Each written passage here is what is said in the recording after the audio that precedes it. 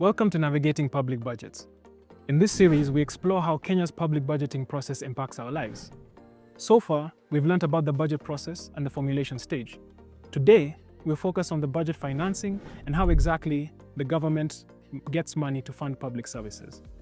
Now in Kenya, when making public budgets, we first look at how much we would like to spend and then project how much money we'd like to collect to fund this spending. Public budgets are funded from four main sources: tax revenue, public borrowing, official development assistance, and public-private partnerships. Of these four options, taxes have consistently contributed the most money to our pool of public resources, accounting for between 60 and 65% of the revenue sources collected each year. Tax revenue, put simply, is the money that governments collect from their citizens through various taxes. Some examples of this include income tax, which is tax on money that you make; value-added tax, which is tax on goods and services made or imported into Kenya; and capital gains tax, which is tax imposed whenever you gain money from transferring something that belongs to you, like a property or asset. Beyond collecting our money, tax systems also serve as a means of wealth distribution, regulation, and economic stability. This is important in countries like Kenya, where there are still over 20 million people living below the poverty line. That's 40% of the population. But when we don't collect enough tax revenue to cover our spending, we end up with what we call a budget deficit, or a gap between government spending and government income. Much like us, the government borrows to cover this gap, which over time builds up to form what we call public debt, which is essentially money owed to lenders. Countries typically borrow domestically and externally. Historically, the biggest proportion of Kenya's debt is owed to the World Bank, who we borrow from in foreign currency, making this an external debt.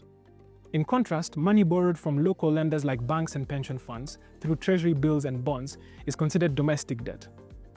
Now, Kenyan law states that borrowing should only be used primarily for development projects, such as the Standard Gauge Railway from Nairobi to Mombasa, which is funded by the Exim Bank of China, and the COVID-19 Emergency Response Project, which is funded by the World Bank.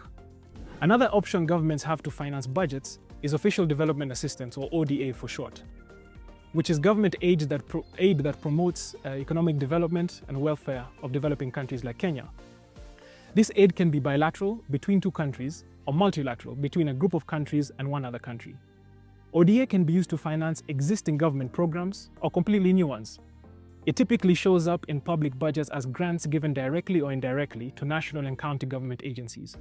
Finally, the government can also venture into public-private partnerships, which are long-term agreements between government agencies and private sector contractors to provide public assets or services. Now, PPPs are often chosen to leverage the financial and technical capacity of the private sector in the delivery of public services. But let's look at an example: the famous Nairobi Expressway. The Nairobi Expressway is a PPP agreement between the Kenyan government and the China Road and Bridge Corporation, or company.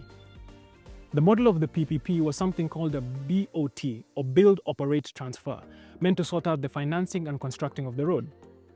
Under this model, the private contractor paid for, built, and will operate the expressway until they recover the investment.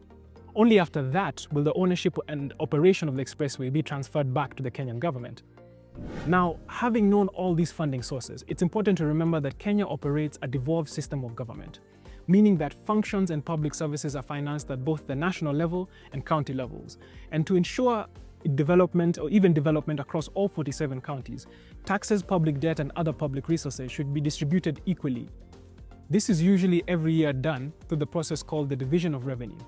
This happens annually by February 15th, where the National Treasury presents ideas to the National Assembly on how we should best divide all the revenue we hope to collect. The Division of Revenue should outline the unconditional and conditional monies meant to go to all 47 county governments to deliver their services, and the proportion of national revenue meant to go to the national government for its functions. After this is clear, we then move into the budget approval stage of the budget cycle, which runs from around April to June. This is where we get granular on the financing and spending side of things.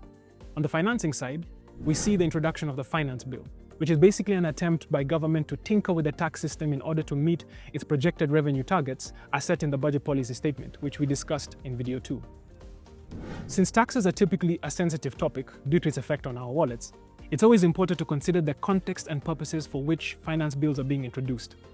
Think, what's the economic situation right now? What is the government trying to achieve? and what will be the expected impact of the proposals in the finance bill on me versus the additional money that we hope to collect in taxes.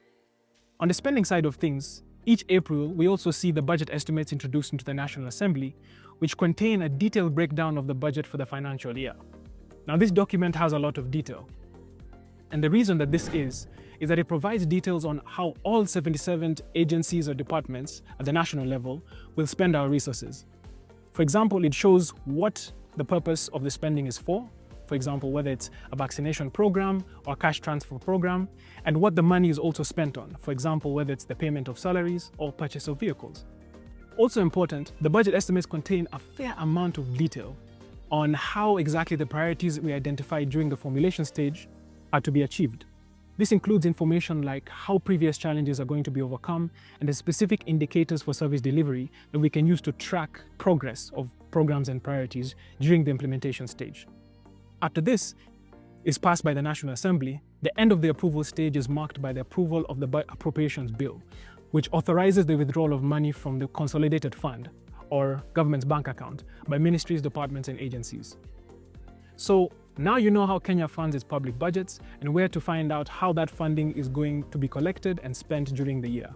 In our next episode, we shall be exploring what happens during budget implementation. Where does the money go?